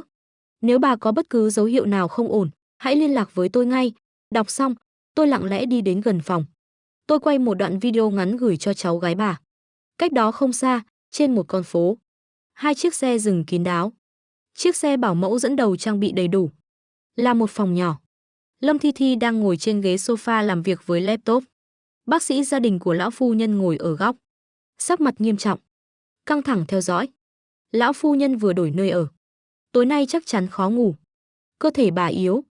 Mất ngủ có thể khiến rối loạn nhịp tim. Sơ suất là nguy hiểm tính mạng. Chiếc xe phía sau mang theo thiết bị y tế. Phòng trường hợp khẩn cấp. Lão phu nhân hiện ở khu vực gần đó. Nếu có gì xảy ra, họ sẽ đến ngay lập tức. Lúc này WeChat của Lâm Thi Thi vang lên. Cô cầm lên xem. Biểu cảm vốn lạnh lùng của cô bỗng thay đổi chút ít. Bác sĩ gia đình lập tức hỏi: lão phu nhân gặp chuyện rồi sao? Lâm Thi Thi mím môi, đưa video cho ông xem. Trong video, lão phu nhân nằm xoài ra giường. Ngủ rất say. Thậm chí còn khẽ ngáy. Mới 9 giờ tối. Mà bà cụ đã ngủ ngon. Thường ngày nếu bà có thể ngủ trước 1 giờ sáng thì đã là kỳ tích. Bác sĩ gia đình ngỡ ngàng. Lão phu nhân thật sự rất khác khi ở bên cậu thanh niên kia. Nếu cậu ấy có thể luôn ở bên bà, sức khỏe của bà nhất định sẽ tốt lên. Lão phu nhân đã lớn tuổi, cơ thể yếu. Giấc ngủ là vô cùng quan trọng. Lâm Thi Thi siết chặt cằm, suy nghĩ về lời bác sĩ. Sáng hôm sau, trước khi ra ngoài tôi đặc biệt dặn dò bà cụ. Tôi gọi ký danh đến trông bà. Cậu ấy sắp đến rồi. Được rồi, bà cụ ngoan ngoãn gật đầu. Cháu rể, cháu đi đâu vậy? Tôi kiên nhẫn trả lời. Cháu đi gặp một người. Gặp ai thế? Bắt buộc phải gặp sao? Phải, tôi gật mạnh. Bà cụ phất tay lớn tiếng. Vậy để bà nhờ cháu gái bà giúp hẹn người đó. Cháu gái bà rất có thế lực. Bà ơi, cháu gái bà chắc không được đâu. Nhà họ Lâm là nhà giàu nhất Hải Thành. Nhà bà dù có giàu cũng không thể hơn. Ra khỏi nhà tôi lập tức đến tập đoàn Lâm Thị. Đến quầy lễ tân. Còn chưa kịp mở miệng, lễ tân đã nói, sao lại là anh nữa? Trợ lý đặc biệt đã dặn rồi. Hôm nay không có chuyển phát cho tiểu thư Lâm. Không cho anh lên. Tôi nói, tôi không đến để giao hàng. Nhưng lễ tân đã mất kiên nhẫn cắt ngang lời tôi. Vậy anh có hẹn trước không? Không có thì không thể lên lầu. Tôi đang định nói tiếp, thì lễ tân bỗng sáng mắt. Vẻ mặt bực bội lập tức biến mất. Cô ta vui vẻ nhìn người sau lưng tôi, Lục tiên sinh, anh đến rồi. Tôi quay đầu lại. Thấy Lục Cẩm Niên. Hắn mỉm cười với lễ tân, tôi đến tìm tiểu thư Tâm Giao. Rồi liếc nhìn tôi, bổ sung một câu. Nhưng tôi quên đặt lịch hẹn rồi. Lễ tân vui vẻ nói, Lục tiên sinh đùa sao? Với thân phận của anh, không cần đặt lịch hẹn. Tiểu thư Tâm Giao thấy anh nhất định sẽ rất vui. Nói rồi, cô ta quẹt thẻ mở cửa cho hắn. Lục Cẩm Niên nhìn tôi, thở dài, chỉ trích, thí nghiệm. Tập đoàn Lâm Thị không phải ai muốn vào cũng được. Nếu cậu muốn dây dưa với cô Thi Thi, thì cũng đừng làm khó lễ tân ở đây. Lễ tân tỏ vẻ khinh thường, vẻ mặt đầy chán ghét. Một số người đúng là không biết mình là ai. Cũng không nhìn lại xem đây là đâu. Thưa anh, làm ơn rời đi. Đừng quấy rối tôi làm việc. Nếu không tôi sẽ gọi bảo vệ. Tôi nhướng mày. Vốn định nói gì đó. Nhưng nhìn vẻ mặt đổi trắng thay đen của cô ta. Tôi mỉm cười, là cô không cho tôi lên đấy nhé. Đúng lúc đó, sau khi xử lý xong một tài liệu khẩn cấp, Lâm Thi Thi lấy điện thoại ra liền thấy dòng tin nhắn ghim có tên Ngũ Hành Thiếu Sắt. Đó là tên WeChat của tôi. Cô ấy nhắn hỏi tình hình của bà mình, rồi nói muốn đến gặp tôi. Tôi cũng không từ chối, gửi địa chỉ trực tiếp qua WeChat. Lâm Thi Thi nhìn thấy, không ngờ lại là trước cửa tập đoàn Lâm Thị. Cô lập tức đứng dậy xuống lầu. Lễ tân đích thân đưa Lục Cẩm Niên vào thang máy riêng. Trong lúc đợi thang máy, lúc đó tôi vẫn chưa rời đi, vẫn ngồi trên ghế sofa ở sảnh chính tập đoàn Lâm Thị. Rõ ràng không có ý định rời khỏi. Lục Cẩm Niên thở dài. Cậu em trai này của tôi rất cố chấp. Đừng để thật sự khiến cô Lâm phải ra mặt. Nói xong, Lục Cẩm Niên bước vào thang máy. Khi cửa thang máy đóng lại, anh thấy Lễ Tân bước đến chỗ tôi. Khóe môi hiện lên nụ cười đắc ý. Lễ Tân dẫn theo 2 bảo vệ đứng trước mặt tôi. Lạnh lùng ra lệnh. Anh không thể ngồi đây ảnh hưởng công việc của tôi. Mau rời đi ngay. Sắc mặt tôi trầm xuống. tựa lưng vào sofa với vẻ lười nhác. Công việc của cô dễ bị ảnh hưởng vậy sao? Có lẽ nên tìm một phòng riêng để làm. Lễ Tân tức đến nỗi phát điên. Quay sang bảo vệ, mau tống anh ta ra ngoài. Bảo vệ định tiến lên. Nhưng sảnh lớn đang ồn ào. Bỗng chốc yên tĩnh. Thang máy riêng của tổng tài từ từ mở ra. Lâm Thi Thi cùng với Dạ Dạ bước ra. Lâm Thi Thi chỉ liếc sang bên này một cái. Rồi thu lại ánh mắt. Nhìn xung quanh như đang tìm ai. Dạ Dạ thì nhận ra tình hình bên này. Bước nhanh tới. Nhíu mày nhìn tôi. Lại là anh à? Lễ Tân vội vàng tố cáo trước. Trợ lý Dạ, anh ta đòi lên lầu đưa chuyển phát cho tổng tài. Tôi không cho. Anh ta liền bám giết không đi. Tôi nhàn nhạt nói, tôi đã nói tôi không giao hàng. Lễ Tân cười khẩy, trợ lý Dạ, anh nghe thấy rồi đấy. Anh ta chẳng thèm giả vờ nữa. Trực tiếp nói muốn lên lầu tìm người. Không cho anh ta lên thì làm loạn. Tôi đang định bảo vệ đưa anh ta ra ngoài. Tôi lười biếng nhìn cô ta. Tập đoàn Lâm Thị có quy định nào? Nói tôi không được ngồi trên sofa này sao? Dạ Dạ mất kiên nhẫn nói với tôi. Vậy thì anh cứ ngồi ở đó đi. Dù sao tổng tài cũng sẽ không để ý đến anh đâu. Cô lại nhìn sang Lễ Tân. Không hài lòng nói, bây giờ quan trọng là điều hòa tầng cao nhất bị hỏng. Thợ sửa nói đã đến lâu rồi. Mà Lễ Tân lại không cho người ta lên. Là thế nào? Lễ Tân ngẩn ra, em không thấy có ai là thợ sửa cả. Dạ Dạ nhíu mày, thật không có sao. Lễ Tân lập tức gật đầu, em luôn ở đây. Hơn nữa việc tầng trên làm sao em dám sơ suất. Làm gì có chuyện không cho lên. Dạ Dạ rút điện thoại ra, vậy để tôi gọi xác nhận xem có đi nhầm chỗ không. Chưa kịp gọi. Thì giọng nói lười biếng vang lên, không đi nhầm. Đúng là Lễ Tân không cho tôi lên. Dạ Dạ và Lễ Tân đều sững sờ. Một lúc sau Dạ Dạ mới hiểu ra.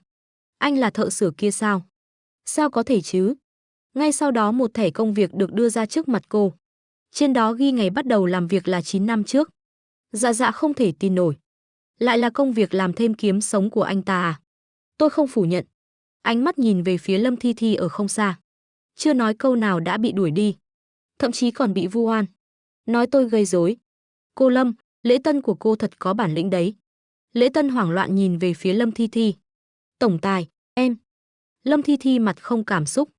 Lạnh nhạt nói, cô bị sa thải rồi. Sắc mặt Lễ Tân lập tức trắng bệch. Không dám mở miệng cầu xin. Lúc này Lâm Thi Thi mới nghiêm nghị nhìn tôi. Cô đã điều tra tôi. Biết tôi rời nhà họ Lục từ thời cấp 2. Sau đó vừa học vừa làm để tự nuôi sống bản thân. Hôm qua là chuyển phát nhanh. Hôm nay lại là thợ sửa. Rốt cuộc đã làm bao nhiêu nghề rồi. Một người đàn ông kiêu ngạo như vậy lại cam lòng sa sút. Còn nhiều lần đến quấy rầy cô. Nghĩ đến đây. Chút thiện cảm vừa mới nhen nhóm. Lập tức biến mất. Trong lòng đầy sự khó chịu. Lục tiên sinh hài lòng chưa? Tôi gật đầu. Đứng dậy, cô Lâm. Cô đã đến cục dân chính tra cứu chưa? Hạ Bắc Diệp không để ý đến tôi. Chỉ lạnh lùng nói với Dạ Dạ, đưa anh ta lên làm việc đi. Nhớ là đừng để tôi thấy anh ta nữa.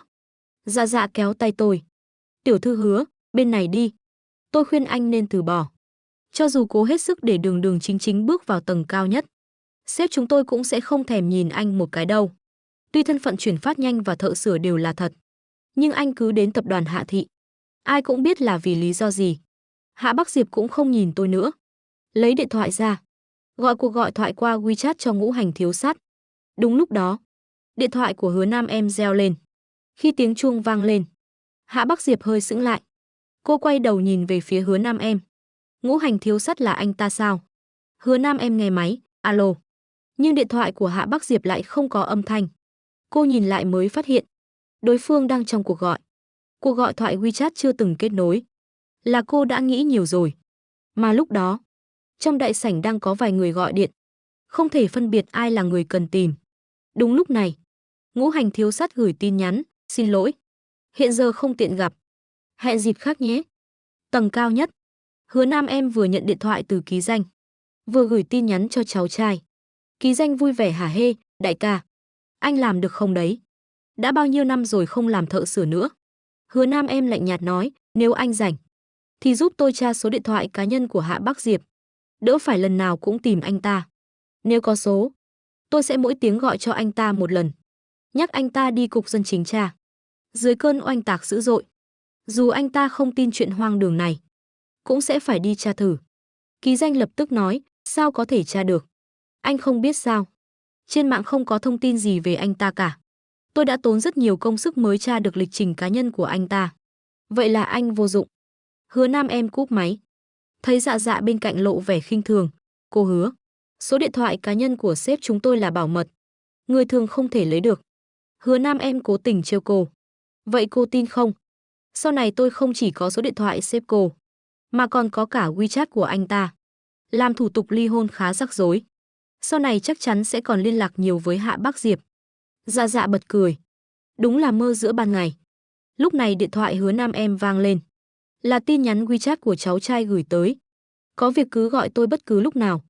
10 phút sau, Hứa Nam em đã sửa xong máy lạnh. Anh phủi tay nói, lưới lọc dùng quá lâu. Bị bám bẩn. Ảnh hưởng đến khả năng làm mát. Rửa sạch thay mới là được. Dạ Dạ thấy anh ta làm việc nhanh gọn. Lập tức bớt ác cảm. Để tránh anh lại tìm gặp sếp. Dạ Dạ đích thân tiễn anh ta xuống lầu. Ra đến cửa.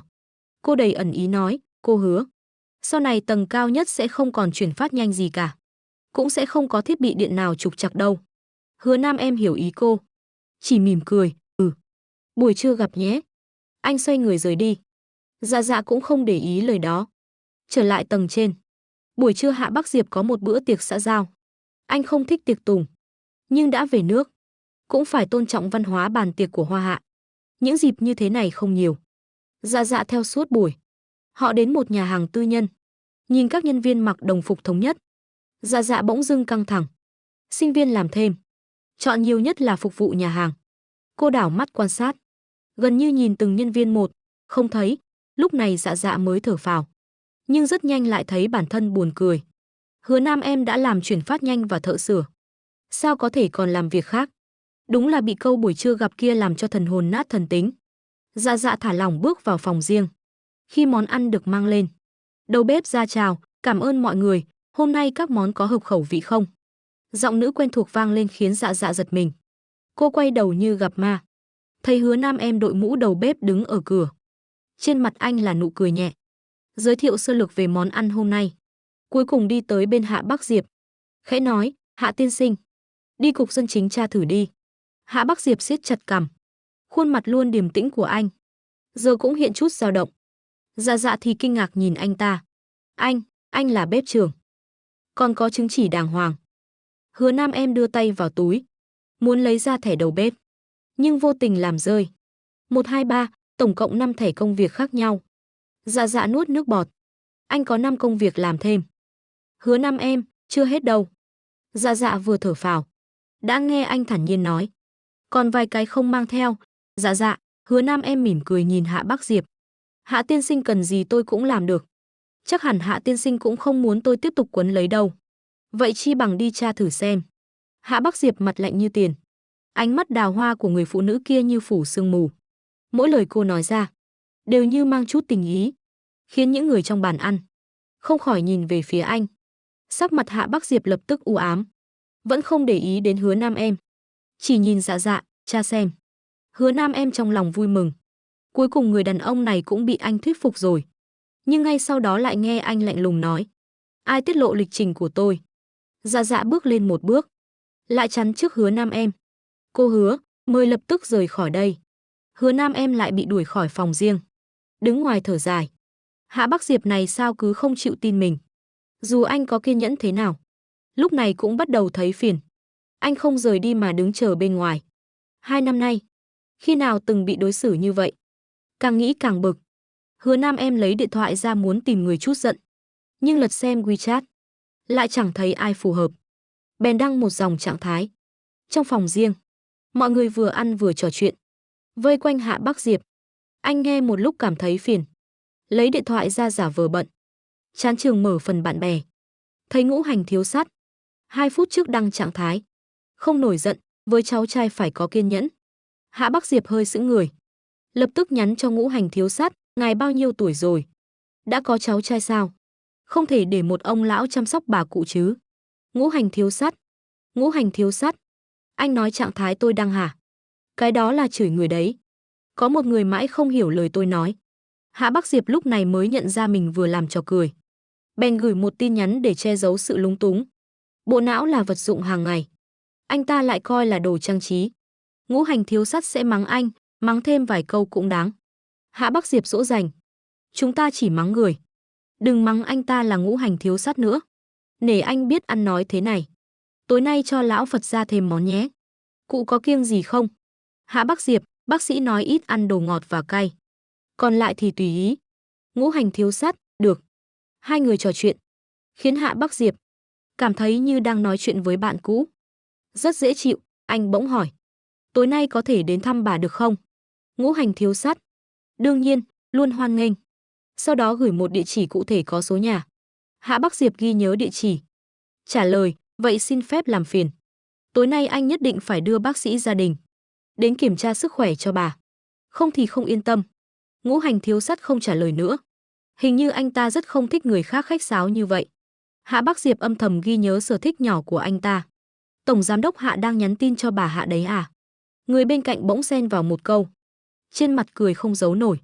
Khóe môi Hạ Bắc Diệp cong lên nhẹ nhẹ. Anh cất điện thoại nhìn người vừa nói.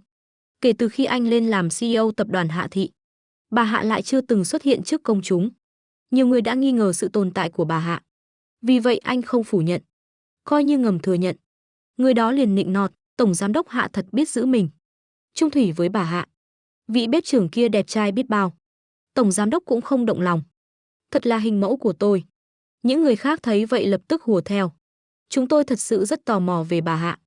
Rốt cuộc là người thế nào mà chiếm được trái tim tổng giám đốc Hạ?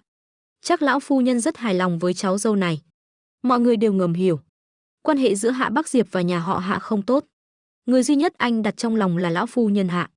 Hạ Bắc Diệp cụp mắt, lạnh nhạt nói, bà thật sự rất thích cô ấy. Bên ngoài, Hứa Nam Em đang buồn chán đợi. Bỗng một giọng quen thuộc vang lên. Hứa Nam Em. Anh quay đầu lại đối diện với gương mặt tuấn tú quen thuộc. Hạ Tử Thần mặc vest đen. Gương mặt vốn luôn ôn hòa dịu dàng, lúc này lại lạnh lùng nhìn anh. Quả nhiên anh ở đây. Hứa Nam Em lúng túng. Lúc đại học anh luôn một mình, như một kẻ độc hành. Hạ Tử Thần nhiệt tình cởi mở, bám theo anh, coi như là người bạn duy nhất của anh. Chỉ là giờ hai người có phần khó xử. Anh do dự, có chuyện gì sao? Hạ Tử Thần cười lạnh. Hứa anh đã nói cho tôi biết thân phận của anh. Tại sao anh lại giấu tôi? Cả đời tôi ghét nhất là Tiểu Tam và con riêng. Vậy mà tôi lại ngu ngốc đuổi theo người như anh suốt 4 năm. Thú vị lắm à? Ngực Hứa Nam Em chợt đau, như bị một bàn tay lớn siết chặt. Anh vẫn không hiểu. Rõ ràng Hạ Tử Thần nói sẽ cho anh một bất ngờ trong lễ tốt nghiệp. Hy vọng anh đừng từ chối nữa. Tại sao lại cầu hôn Hứa Anh? Thì ra là vậy. Nhà anh không êm ấm. Hình như còn có một em gái con riêng. Chỉ cần Hứa Anh nói ra thân phận anh, đã dễ dàng đập vỡ tình bạn 4 năm. Hứa Nam Em lùi lại một bước kéo giãn khoảng cách. Hạ Tử Thần lại tiến lên chất vấn. Anh không có gì muốn giải thích với tôi sao? Giải thích gì? Giải thích vì sao anh là con riêng. Vì sao lại được sinh ra từ bụng của Lý Uyển Như? Hứa Nam Em bật cười, không có. Anh xoay người muốn rời đi. Đừng không cùng, không thể đồng hành. Đã xem thường xuất thân của anh. Vậy không cần làm bạn nữa. Dáng vẻ quyết tuyệt đó khiến Hạ Tử Thần bỗng khó chịu. Bóng dáng cô gái kia càng lúc càng xa. Tim anh bỗng nhói lên. Không kịp nghĩ nhiều đã túm lấy cánh tay cô. Anh không được đi. Hứa Nam Em quay đầu, còn chuyện gì? Hạ Tử Thần mặt căng cứng. Anh cảm thấy vẻ lạnh nhạt xa cách của Hứa Nam Em thật tàn nhẫn. Lửa giận bùng lên trong lòng, lại xen lẫn một sự bối rối kỳ lạ. Rõ ràng là anh buông tay trước. Sao giờ lại giống như bị vứt bỏ vậy? Anh châm chọc, anh vẫn còn làm thêm ở đây. Chắc là chưa tìm được việc chính thức. Hứa Nam Em, hay là làm trợ lý đời sống cho tôi đi. Hứa Nam Em gạt tay anh ra, lạnh lùng từ chối. E rằng tôi không làm được. Hạ Tử Thần lại nói, không cần làm gì cả. Tôi có một căn hộ gần công ty. Anh chỉ cần ở đó chăm sóc sinh hoạt hàng ngày cho tôi là được. 1 tháng trả anh 5 vạn, đủ không? Ánh mắt Hứa Nam Em lạnh hẳn, giọng nói như gió mùa đông. Anh muốn tôi làm tình nhân cho anh. Hạ Tử Thần cười khinh bỉ, cái đó anh chắc chắn làm được. Dù sao mẹ anh cũng là Tiểu Tam. Từ nhỏ đã thấy nhiều. Cũng coi như gia truyền rồi. Tôi tin anh rất chuyên nghiệp. Hứa Nam Em lập tức tát thẳng vào mặt anh. Hạ Tử Thần, anh đủ rồi đấy. Hạ Tử Thần bị đánh nhưng không giận, trái lại còn cười. Ánh mắt anh cố chấp và lạnh lẽo. Hứa Nam Em, anh tin không? Nếu tôi không cần anh, cả Hải Thành này sẽ không ai dám cần anh. Việc làm và chồng, anh chẳng có nổi thứ nào. Cuối cùng chỉ có thể làm đồ chơi cho người ta. Đã thế thì, sao không chọn tôi? Ít nhất tôi từng là bạn học, còn có thể thương hoa tiếc ngọc với anh hơn một chút. Tôi cho anh thời gian suy nghĩ. Đổi ý thì cứ đến tìm tôi. Anh có số của tôi. Hạ Tử Thần để lại câu đó rồi bước đi. Hứa Nam em cười khẩy tự giễu. Quay người lại. Bỗng nhìn thấy Hạ Bắc Diệp đang đứng ngay trước cửa phòng riêng. Hạ Bắc Diệp không thích xã giao. Cuối cùng vẫn lấy cớ định đưa Diệp Diệp rời đi. Không ngờ vừa bước ra khỏi phòng, đã chứng kiến cảnh tượng hành lang không xa kia. Ánh mắt anh sâu thẳm khó dò, không rõ cảm xúc. Diệp Diệp thì tặc lưỡi với Hứa Nam em. Tôi đã bảo sau khi tốt nghiệp đại học, sao anh không tìm một công việc ổn định, mà vẫn làm nhiều việc bán thời gian như vậy? Thì ra là vì Hạ Tử Thần ép đến đường cùng. Hứa Nam em, Diệp Diệp lại thở dài. Vậy nên anh đến quấn lấy tổng giám đốc cũng là bất đắc dĩ rồi đúng không? Dù sao ở Hải Thành, dám đối đầu với nhà họ Hạ chẳng mấy ai. Hứa Nam em hơi nheo mắt, không phản bác. 2 ngày rồi, đây là lần đầu họ có thể nói chuyện bình tĩnh như vậy. Diệp Diệp không nỡ, tổng giám đốc, hay là chúng ta giúp anh ta một chút đi. Thật là đáng thương. Hứa Nam em như thấy được hy vọng. Đúng, giúp đỡ đứa trẻ đáng thương này đi. Cùng anh ấy đến cục dân chính làm cái thủ tục ly hôn nho nhỏ ấy mà. Công ty còn chờ lên sàn nữa đấy. Nhưng ngay khi nghĩ đến đây, Hạ Bắc Diệp lạnh lùng nói. Tôi vì một người không liên quan, mà khiến Hạ Tử Thần bất mãn. Anh sải bước đi qua Hứa Nam em. Cô gái đáng thương kia tuy giả vờ ngoan ngoãn, nhưng trong mắt lại ánh lên sự sắc sảo và vui mừng không che giấu được. Đâu có gì đáng thương, rõ ràng là đáng ghét. Huống hồ có thể moi được lịch trình cá nhân của anh, chứng tỏ cô ta tâm cơ không ít, rất có thủ đoạn. Hành lang nhanh chóng yên tĩnh trở lại. Hứa Nam em đứng nguyên tại chỗ, chỉ thấy Hạ Bắc Diệp thật sự lạnh lùng vô tình. Thôi vậy, cháu nói đúng. Anh ấy chỉ giận người, nên không cần giận anh ấy nữa. Hứa Nam em ra khỏi cửa, chạy xe điện chậm rãi về nhà. Trong nhà còn một người già, không thể ở ngoài lâu. Mai tìm tiếp anh ấy cũng được. Tối đó Hạ Bắc Diệp tan làm đúng giờ, tới một khu dân cư cũ ở ngoại thành. Anh xách theo hoa quả, dựa vào địa chỉ trên WeChat tìm đến một ngôi nhà, gõ cửa. Bên trong nhanh chóng vang lên giọng nói quen thuộc của bà nội, đến rồi, đến rồi. Cửa mở ra. Hạ Bắc Diệp nhìn bà Hạ, thấy bà sắc mặt hồng hào, trông rất khỏe mạnh. Lúc này anh mới quan sát xung quanh. Trong phòng sạch sẽ gọn gàng. Căn hộ 2 phòng 60 mét vuông vô cùng ấm cúng. Trên bàn ăn bày 4 món thanh đạm, dinh dưỡng cân bằng, rất hợp với người già. Chỉ là trong nhà vệ sinh đang có tiếng nước chảy. Đó là Ngũ Hành thiếu sắt đang tắm. Cửa phòng tắm bằng kính mờ, lờ mờ có thể thấy một bóng dáng thiếu nữ uyển chuyển bên trong. Hạ Bắc Diệp như bị điện giật mà thu hồi ánh nhìn, có chút mất tự nhiên.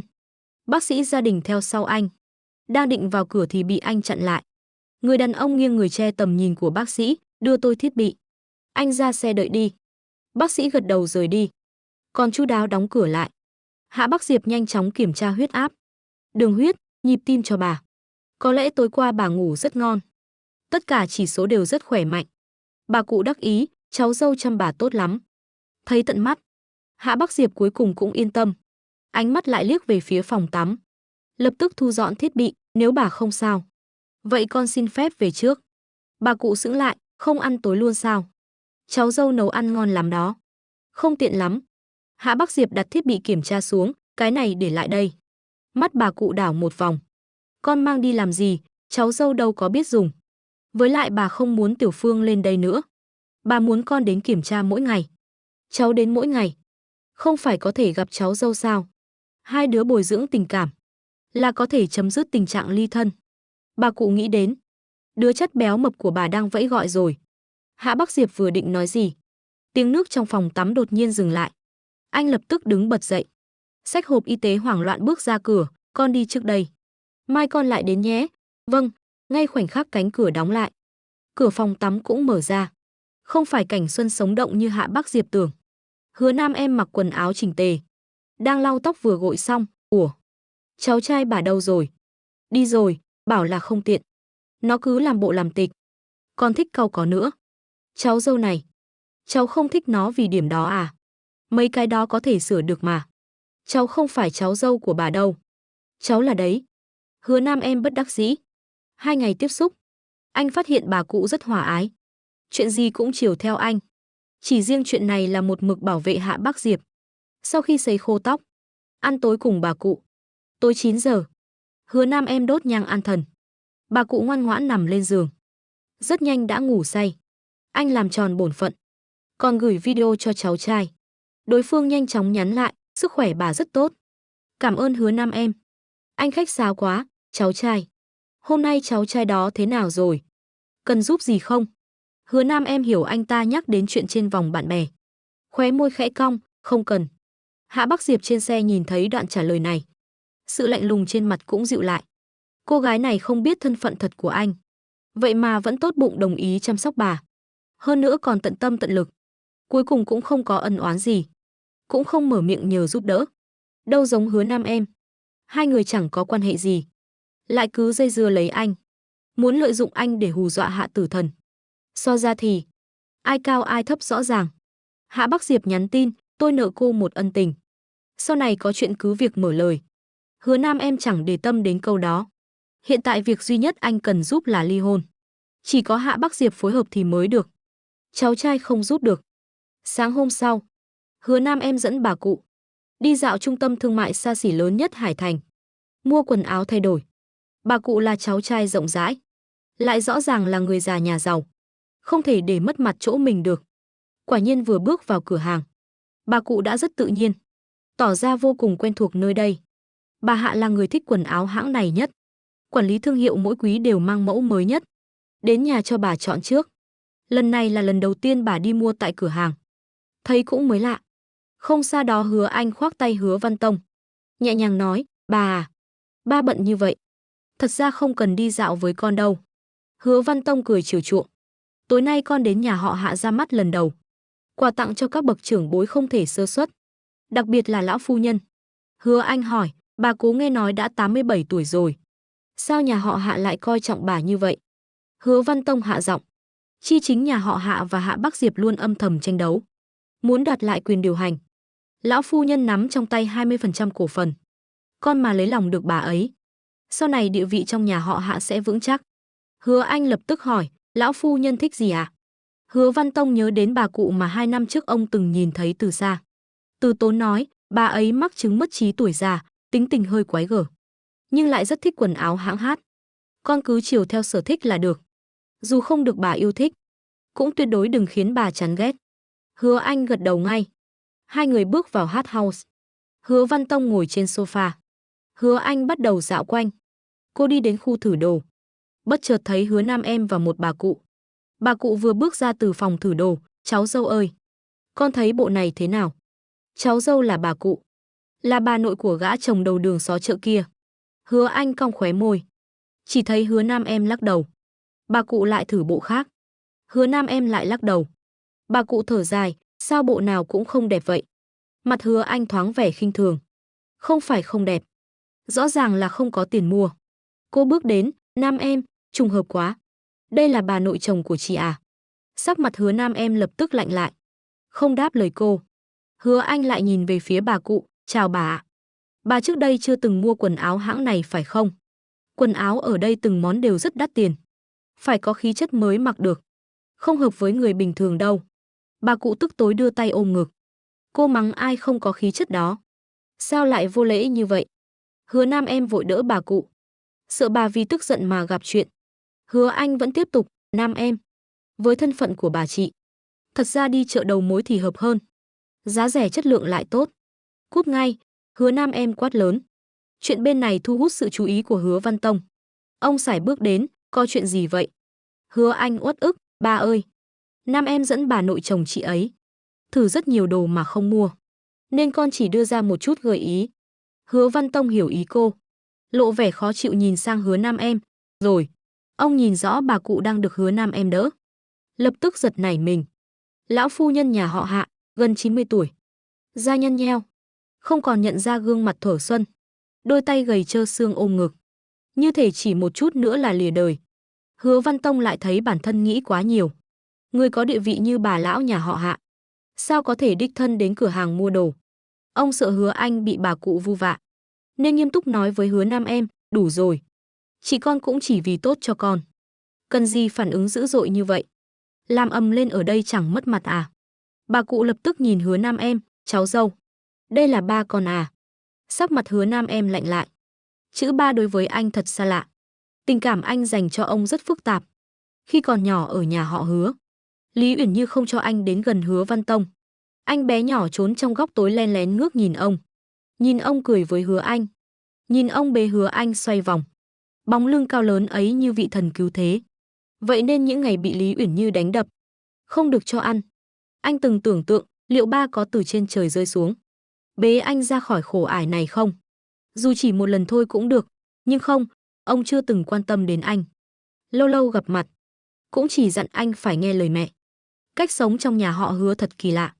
Dường như ai cũng chấp nhận sự tồn tại của Lý Uyển Như. Nhưng ngoài phu nhân nhà họ Hứa, không ai chấp nhận một đứa bé như anh. Hứa Nam em im lặng không trả lời bà cụ.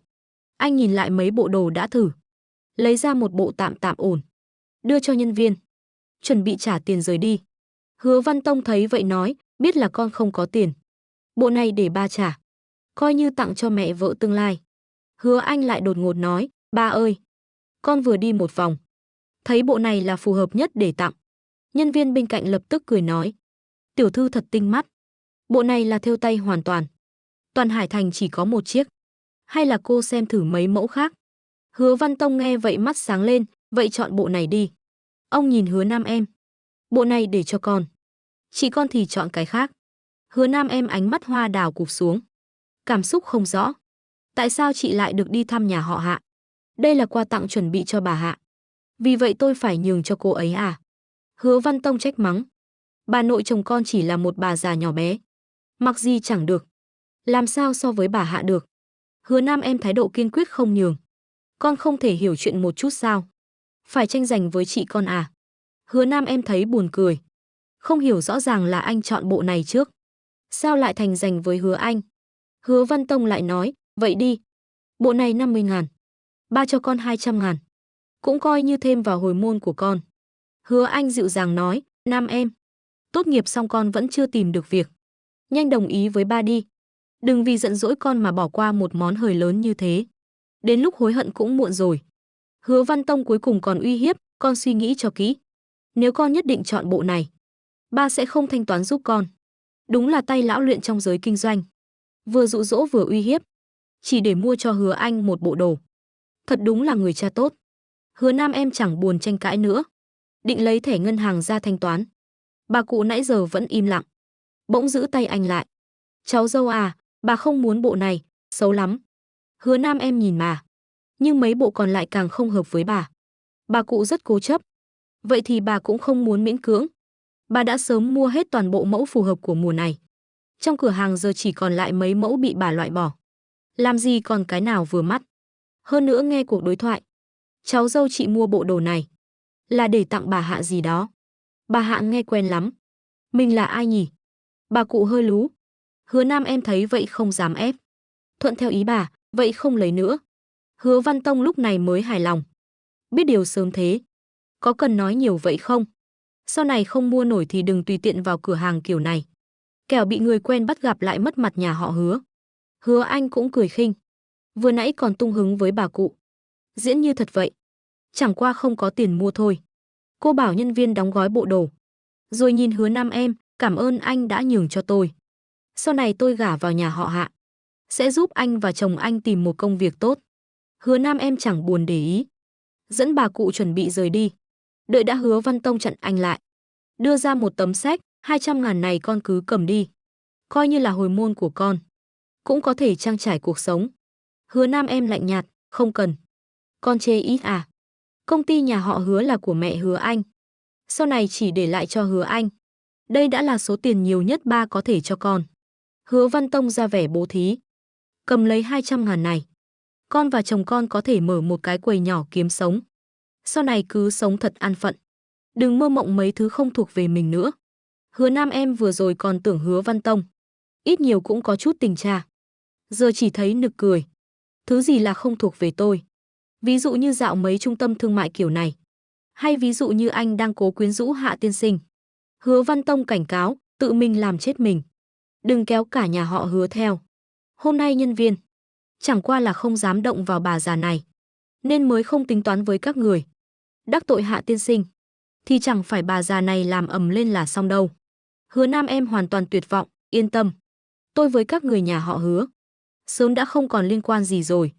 Anh không ngoái đầu, bỏ đi thẳng. Đi xa rồi. Bà cụ nắm lấy tay anh, cháu dâu. Ba con với chị con thật xấu. Sau này để cháu trai bà bảo vệ con. Đảm bảo không ai dám coi thường con nữa. Hứa Nam em cảm thấy ấm lòng, vâng. Bà cụ lại giận dỗi. Cái bộ xấu xí đó. Thì để cho bà Hạ gì đó mà họ nói đi. Bà mới không thèm. Điện thoại bà cụ bỗng reo lên. Bà nghe máy. Đầu dây bên kia vang lên giọng nam, mẹ à. Tối nay mẹ với Hạ Bắc Diệp về nhà một chuyến nhé. Vị hôn thê của tử thần lần đầu đến ra mắt. Bà cụ khựng lại. Những điều vẫn mơ hồ trong đầu bà. Bỗng như bị ai đó kéo bật ra. Trong khoảnh khắc lóe lên ấy, bà chợt nhớ ra mình là ai. Thì ra bà chính là bà Hạ bị người ta khinh thường đó. Nghĩ lại chuyện vừa bị nhục mạ, bà cụ lập tức nghiến răng nghiến lợi. Tối nay nhất định phải về. Bà cúp điện thoại, rồi gửi cho Hạ Bắc Diệp một đoạn ghi âm trên WeChat. Cháu trai ơi, bà bị bắt nạt rồi. Tối nay cháu nhất định phải về lấy lại công bằng cho bà nhé. Gửi xong, bà cụ kéo tay Hứa Nam em lại. Thần bí nói, cháu dâu à. Bà nhớ ra cháu trai bà tên gì rồi. Câu chuyện đã kết thúc tại đây. Cảm ơn bạn đã lắng nghe trên kênh Tiểu Na Audio, nơi mang đến những câu chuyện đầy hấp dẫn và thú vị. Hãy để lại ý kiến của bạn trong phần bình luận. Và đừng quên theo dõi kênh để cập nhật những nội dung mới nhất nhé. Chân thành cảm ơn bạn.